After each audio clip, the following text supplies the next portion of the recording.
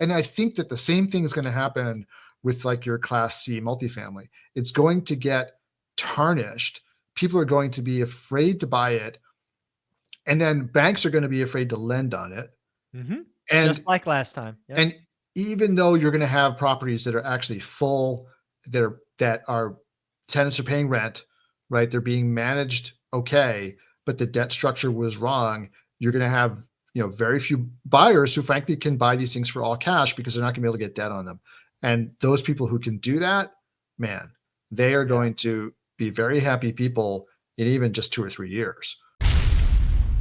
Alrighty, Jonathan, I don't know if you know this, but in the last 7 days or so, I have been lucky enough to speak with 2 legends in real estate investing, 2 big players in the syndication space. One was Brandon Turner from Bigger Pockets fame, and the other was the one and only Grant Cardone. In those discussions, we talked about a lot of things, but I think is most interesting for our discussion this morning was the talk of Class B and Class C properties frankly collapsing. And second, the window of opportunity might be shorter than I was expecting. So, Jonathan, I'm assuming you know both of these individuals, yes? I do. I've actually was interviewed by Brandon years ago on the Bigger Pockets podcast. And Cool. Grant Cardone, I only know him by reputation, but I've never met the man. Yeah. So we'll go through them in the order. I spoke with Brandon first and then Grant second. So we'll do the same thing. The videos are on my channel, guys. If you want to watch them out. The really interesting thing with Brandon Turner, to catch everybody up on obviously Bigger Pockets fame, he started with a house hack. He has this stack method, right? Buy a house, a duplex, a quad, 10, 20, and now he's doing mobile homes. In that discussion, he talked about a couple of his syndications really struggling. Yeah. And, I don't know exactly what's in his portfolio, but having had conversations with him and others, it sounds like there's a lot of mobile home parks, right? Which I'll call Class C, maybe Class B, again, not to be derogatory, but they're certainly not Class A properties. I think that's fair to say. And the one conversation we had in there is, I'm like, Brandon, Class A is trading and it seems to be a 25 or 30% discount. I can't imagine Class B and Class C going for anything less than 50% off. And, that you could see kind of a gut punch there, but he's like, might happen. So it's coming, right? Yeah. Well, listen, I mean, that 50% number sounds crazy, but when you think about it on a cap rate basis, it's not so crazy, right? And so what I mean by that is the Class C properties at the height of the bubble were trading at 4 caps, right? And that was because people were believing that they could buy a property, very quickly rehab it, push rents, increase NOI, and then at that low cap rate, you really create a lot of value, right? Problem is that only works as long as it works, right? When you know what I mean? Like it's a little bit of a game of chicken. I mean, at the time, people thought, oh, this is going to last forever. But cooler heads were like, these properties historically are trading at like 8 caps, right? For a reason. Right, for a reason. Right. They're trading at 8 caps because there's more risk in lots of different ways, right? There's tenant risk, there's building risk, right? So the market demanded higher cap rates on them. And now within a higher interest rate environment and all the capital pulling back, them going back to 8 caps where they historically traded, and maybe even on the boomerang effect beyond that for a while. Yeah. You can see how these properties are going to really take a hit. And, the lucky folks are the ones that, executed their plan, have got the rent bumps, have fixed rate debt, and can just sit there for a while and not do anything. Yeah, 10-year Freddie debt is looking really good right now. Yeah, so if you're in that situation, well, you know what's going to happen. You're not going to make as much money as you thought, but you'll keep the property. You'll probably be okay, right? And maybe this is a property that 10 years comes around, your debt is due, you're still, the price is still really not. You could see a scenario where the price still is still not really where you want it to be, but you can refinance the debt, and then you hold it for another 10 years. Yeah, and then after 20 years, you sell it and you made a nice profit. And like, frankly, at that point, you're not even thinking about this deal much anymore. And the $50,000 you put in 20 years ago, now is worth 100 or 150, and you're like, okay, this is not bad. Not bad. Yeah. But you're just not making those huge, fast profits that people came to expect. But yeah, giving up 50% of the value is, I think, totally realistic. Yeah, it's absolutely. So if we kind of move that conversation to my one with Grant Cardone, he agreed as well. I asked him essentially the same question, almost verbatim, and they both agreed. The thing that Grant really got, two things that during the Grant conversation that kind of caught me. One is he actually believes the opportunity for wealth creation is this will be his biggest wealth creation opportunity of his investing career, which is kind of crazy to think about, right? He's arguably a billionaire, maybe $500 million. It doesn't matter. But he's already doing deals now, right? He obviously plays in Class A stuff. But he agreed. Yeah, he said like Class B, Class C has to take haircuts, and it has to be massive. But the one thing he did coach me on that I didn't connect is he basically said, Michael, the window of opportunity is going to be a lot smaller than you think. Because I was indicating, I thought this might be 3, 4, 5 years. And he's like, dude, it could be 18 months. I mean, I guess it all sort of depends on what you mean by opportunity, right? Now, when I came into the business in 2011, I remember already feeling like it was like I'd missed it, right?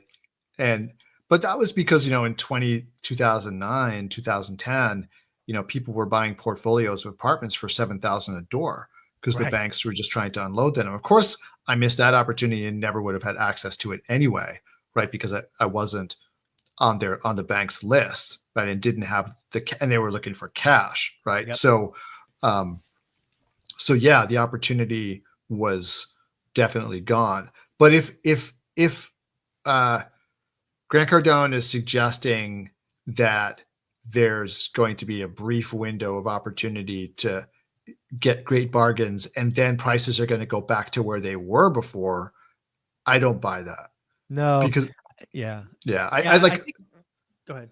I was just gonna say, like, I think that, maybe he's right. There's going to be a limited window for people like him who have a lot of cash where there's going to be distress and they can step in and buy distress at like really, really like great prices. Yeah, that opportunity is going to be fairly short, right? Yeah. But when you're talking about just, cap rates going back to more normal levels, it's going to be like the market clearing. Like the market is still going to take time to clear. And the reason for that is that sellers are just going to not be real. Like they're going to have to be forced into being realistic, and they're going to hold out as long as they can. And just like in the great financial crisis, we've talked about this before, the multifamily market did not actually bottom until 2013, right? It took 5 years. And I think this will be the same or potentially worse because the scale of the problem is bigger, right? There wasn't a bubble. Here's the thing.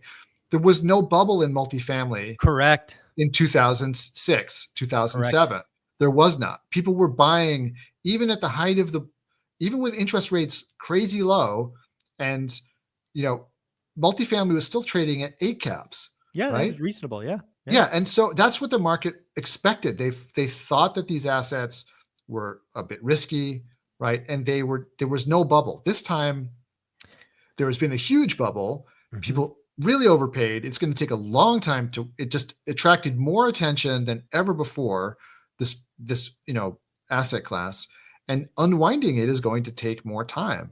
So I just, and the discounts may be deeper because there's an equal and opposite reaction to everything. I mean, the price went higher.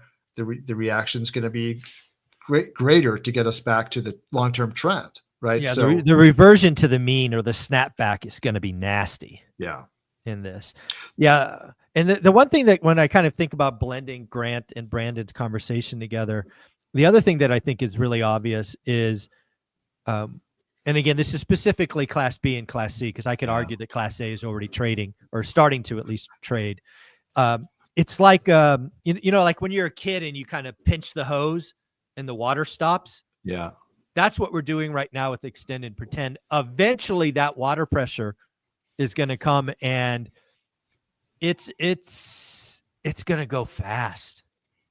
Like when the banks finally give up. And I think we're setting it up because Yesterday, we obviously had a hot inflation reading. We had another hot inflation reading today, although the rates are down today. They were up yesterday. But what I think's going on in the background is more and more banks are starting to see that they're not going to get this magical 50, 100 basis point more in cuts. Yeah. Rates aren't going to come lower and provide some cover. So this water pressure, this backing up of extend and pretend, I forget what the numbers are, but something like $1.5 trillion got extended a year, and that's on top of another 1 trillion. And pretty soon, Jonathan, we're talking about real money. Yeah.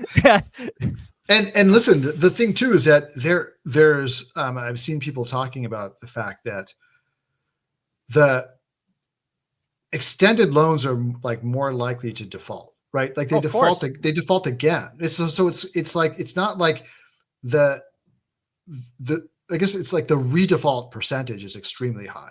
It is, right. So it's not like a lot of deals get saved by this, but I think the whole extend and pretend logic is, hey, let's kick the can down the road and hope that interest rates come down and give us some relief. And for some deals on the bubble, if there was some interest, if you got 100 basis points of interest relief, it would make a difference, right? But there's all those properties for which it wouldn't make a difference because they're just, that's not enough, right? But I think the chances of people redefaulting are very high, and you know what the sad fact is? Eventually work its way through the system. What's the sad fact? The sad fact, again, I've been through this movie before. I've watched properties do this. The owners of that property who got that extension are not maintaining their building. Yeah. And that's why redefault risk is high. And, oh, by the way, the bank's asset value is going to go down.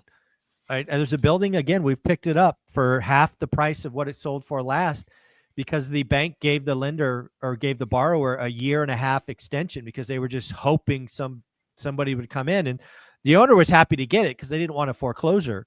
But they stopped maintenance. They stopped all capital improvements. They stopped tenant selection. They were just bleeding the property dry. Yeah. And then finally the bank got smart and drove by the property and realized they had a slumlord property on their hand and they were forced to foreclose. That's what's happening right now. If you're an owner of a property and you've lost all your LP money and you're down another 15 or 20% of the value and the bank's looking at a haircut, the bank gives you a year, of course you're going to take it. Yeah. But you're not going to throw good money after bad. And also, I mean, here's another thing too. A lot of these extend and pretend deals come with like having to purchase another rate cap or something like that. So that's where the money is going, right? They're escrowing money to buy the next rate cap, right? And if you're doing that, you can't afford to do anything but like the absolute necessary maintenance, right? And you're just cutting corners everywhere you can. And that's the danger of overpaying for property. I mean, just said it. We've said it over and over and over again, and I see people on LinkedIn saying this more now. It's all about the basis. Yeah, I mean they're 5 years late to saying it, but it's like all about what you pay for the property. You make money when you buy. This is an old adage for a reason. It's true, right? Yeah. It didn't go away just because people were buying with super low interest rates and just doing financial engineering and then flipping the property and making money.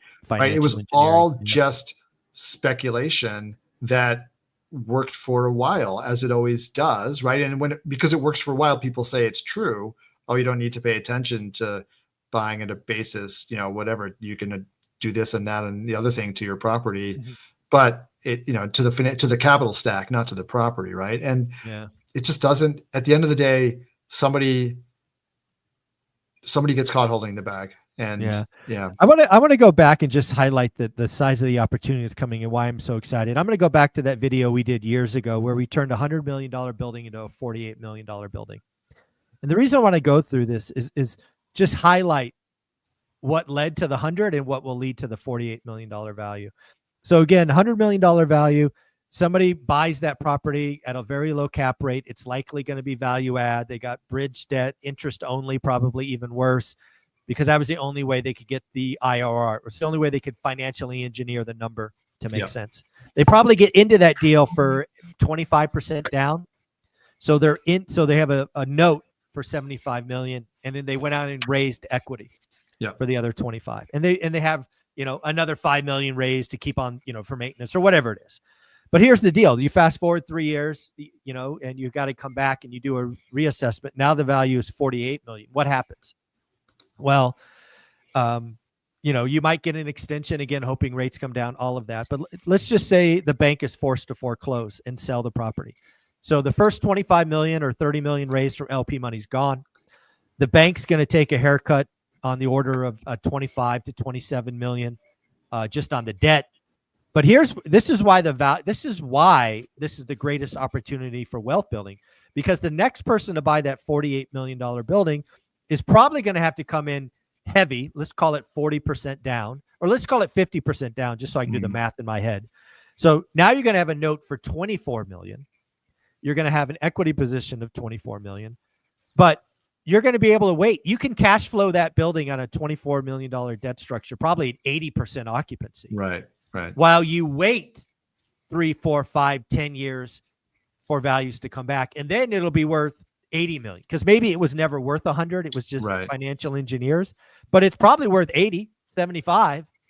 And then you could go do your burr on the debt in 5 to 7 years, and you have no equity in the deal. Does it kind of make sense? Yeah, absolutely. I mean, it's like you said, it's all about the basis, right? And the people who have cash to do that are going to be the ones who really succeed. Right. And there are going to be deals too that will trade even more cheaply than that. Right. I mean, for sure. We're seeing, and I think that, you know, where that's going to happen is going to be again in that, like that class B and C space. And I think what'll, you know, it's just like you're seeing office buildings that are trading. I mean, people are starting to make a bunch of money in office right now. Oh yeah. Because everybody was scared about office. The banks were scared about office. And so there's no capital for office. Now people are buying office buildings for like, you know, 10 to 20% of the scrap value. I saw a deal in Minnesota for scrap value. Yeah. I mean, 10 to 20% of the, you know, the previous trade price for buildings that are like 90% occupied. It's right. Crazy. And it's because the market is so, the herd has convinced itself that nobody's ever going to work in an office again. You know, meanwhile, like Manhattan office occupancy is like back to pre-COVID levels now. I saw that. Yeah. Right. And it's like not even, and the return to work orders haven't even really started coming in yet. Like this is just starting. It's just starting. So, I mean, like I know some guys who were in office leasing, and man, they're having a good year. Right. No, that's awesome. You know what I mean? And like, so, but the people who like had the steel balls and like just were ready to buy office are going to make serious money because they're buying them at such cheap basis. And this is for performing like properties that are operationally performing, just they had too much debt on them, right? So they couldn't service the debt. Yep. And so too much debt on them, foreclosure, very few buyers. What does that mean? Bargains, right? And I think that the same thing is going to happen with like your Class C multifamily. It's going to get tarnished. People are going to be afraid to buy it. And then banks are going to be afraid to lend on it. Mm-hmm. And just like last time. Yep. And even though you're going to have properties that are actually full, that are tenants are paying rent, right? They're being managed okay, but the debt structure was wrong. You're going to have, you know, very few buyers who frankly can buy these things for all cash because they're not going to be able to get debt on them. And those people who can do that, man, they are going to be very happy people in even just 2 or 3 years. So this is what's coming. Yeah. To me, it's like, now what I'm looking at is what's the trigger? And for me, the trigger has to be, when do the banks acknowledge that they have a problem, right? Even Jerome Powell yesterday quoted that the commercial real estate market has a lot. What did he say? I actually have it over here. What do my notes say? What did he say? Commercial real estate has a lot of embedded losses, but does not seem to be getting worse.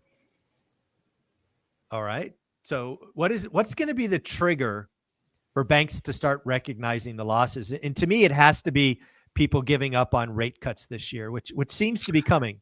Yeah, I think it's when they realize that the premise underlying extend and pretend was wrong. Yeah. That's when they throw in the towel and they're just like, you know what? We're done. We're calling this in. We're getting a fresh start. Right. Yeah. And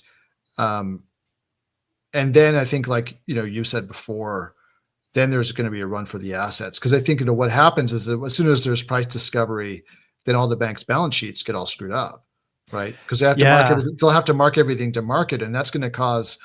They're just going to have to sell that stuff to get it off their balance sheets and get cash in the door, right? And again, just like last time, the bank that moves first actually wins.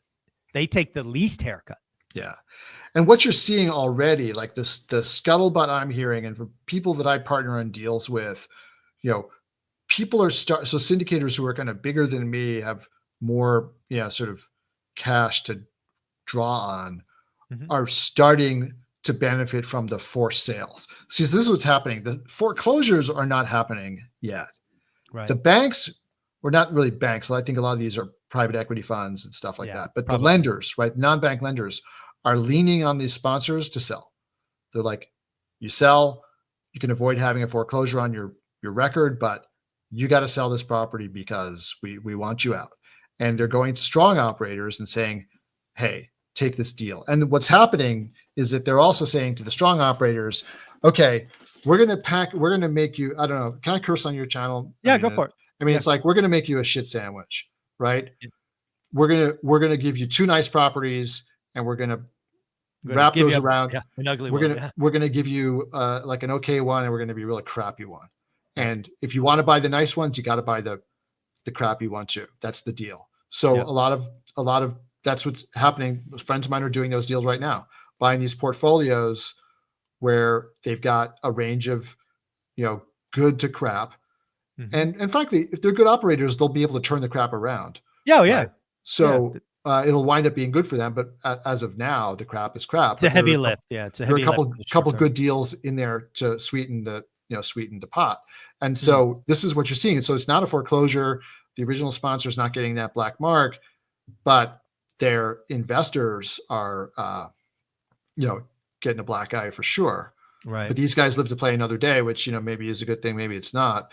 So let me play that out just to make sure I understand. So the GP kind of survives, doesn't get the foreclosure, so they can do this again if they want to. But the LPs take it on the chin. Yeah, and some of these deals are being structured as, like, I forget what they're calling this, but basically, like, the deal with the GP is, if this deal does super well, then you guys can make some money, maybe get your capital back out, right? Okay. So it's like a rescue fund or a rescue deal. It's not a rescue fund because they're buying them, but they're kind of like the GPs, the existing GPs and LPs still, they're getting some kind of like, they go to the back of the line. Yeah, they're getting pushed to the bottom of the capital stack, and this new equity is coming in, and basically there's no obligation on the part of the new sponsor to sell it at a price that's going to get any money to those LPs or the sponsor. But if they hit a super home run and there's enough money to like pay back their own investors, and so there's essentially some kind of like metric that says, okay, if we really hit it out of the park, you guys will get some money. So it's not a complete loss to you, but the chances are they won't ever sell for those kinds of prices. Right. And they have no obligation to try to hit those prices. Their only obligation is to their own LPs. Right. So, but yeah, so we're starting to see that kind of stuff. Yeah, so let's play that out, because again, one of the things I'm looking for, in my community is to kind of buy some, again, I've been very clear. I'll 1031 out of houses into these deals if they come around again. But these sound like, frankly, lenders are picking winners and losers, and you've got to be on the quote unquote list to get that phone call. These aren't going to market, if you will. Yeah, they're not. This is like the lenders are going to somebody else that they lent to who's performed. Yeah. And saying, we have a relationship with you. We know you're a good operator. Your deals are all performing. Yep. We'd like you to buy this. Yeah. Right. And help us out. We'll help you if you help us, kind of thing. Exactly.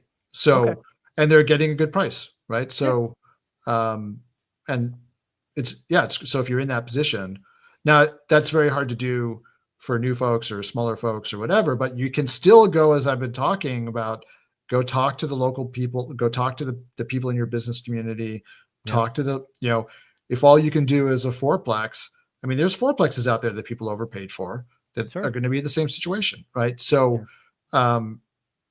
just start making those contacts now. Yeah. Yeah, and the other thing that I'm hearing going on is there's actually people raising money to buy the old debt at a discount. Oh yeah. Yeah. I Yeah. mean, there's that, there's all kinds of ways to skin this cat, right? But Mhm. taking the debt is one, basically buy the debt at a discount, then you foreclose and Correct. you Yeah, that's take the just step property one, over. step two. Yeah. Yeah. Yeah. So that, involves a little more money because you've got to come up with more cash to buy the note than you do to take on, I think these deals that I'm talking about a moment ago, they're restructuring the debt, right? Or they're taking on the debt, but they're not really paying Yeah. any No, equity. no cash, no Yeah. net new equity. Yeah. Yeah. Or Yeah. very limited amount of equity, or just like they're just putting in money to do CapEx for Mm. deferred maintenance, Yeah. but Little reserve. Yeah. they're not actually putting in like an equity down payment. They're basically taking it over for the existing debt, right? Got it. That's the price. Whereas if you buy the debt, well, you still have to come up with the 75 mil on the $100 million property. But you want to buy it at a discount because it's probably not even worth 75 million anymore, right? Now you think it's worth 65 and you want to build in a margin of safety, so you're buying it for 50. You still Mhm. got to come up with the 50, right? Because you can't finance that. But Yeah. but if you've got the 50 and then you're gonna, you know, and you've got a good time horizon, then you're gonna wind up Yeah. making a good deal for yourself.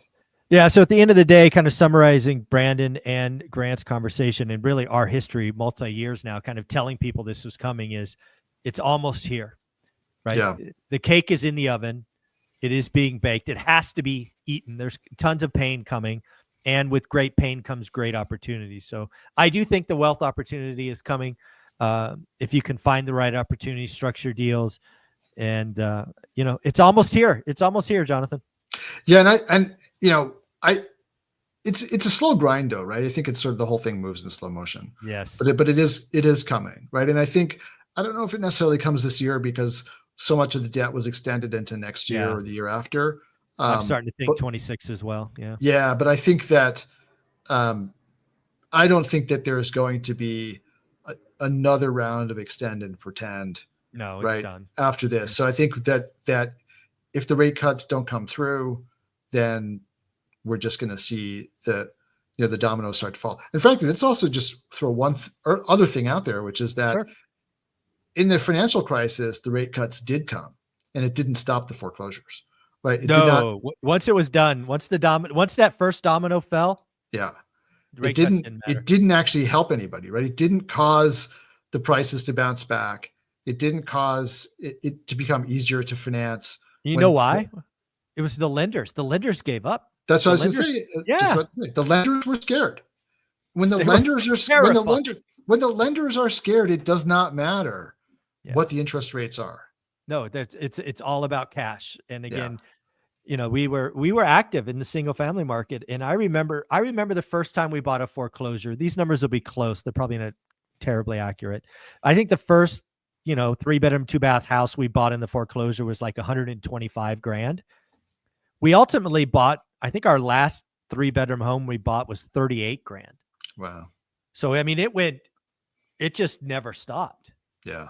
And it was wild to watch, all because the lenders wouldn't lend. So I was borrowing money at 12%, to get these deals. So yeah. And if you think about that on like a multifamily property, right? If you have to borrow at 12%, like you just can't pay that much, right? no, yeah. But let me be clear. I will buy every multifamily property I can cash flow at 12%.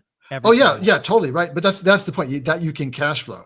That's what I mean by you. That's what I mean by you can't pay that much, right? Because you have to service that debt, and at 12%, that is a big nut. That's a big nut. Yeah. And yeah, if you can service that debt and cash flow it, then yeah, you do that deal all day long, every single time, because you know that when you stabilize it and refinance it at a lower interest rate, then you're really going to make money, right? And if you're buying it at 12 from a private lender, you can get bank debt for like 8 or 9%. Oh, easy. Right? Which sounds terrible, but like if that's now 3 percentage point increase to your bottom line, like you want to do that deal all day long, all day right? long. Right. Yeah. So you do it, but the problem is if the only debt available, if you're Mr. Seller and you're trying to sell your property and the only debt available for buyers is 12% private debt, Yeah. you're just not getting the price that you want to get, right? By a long shot.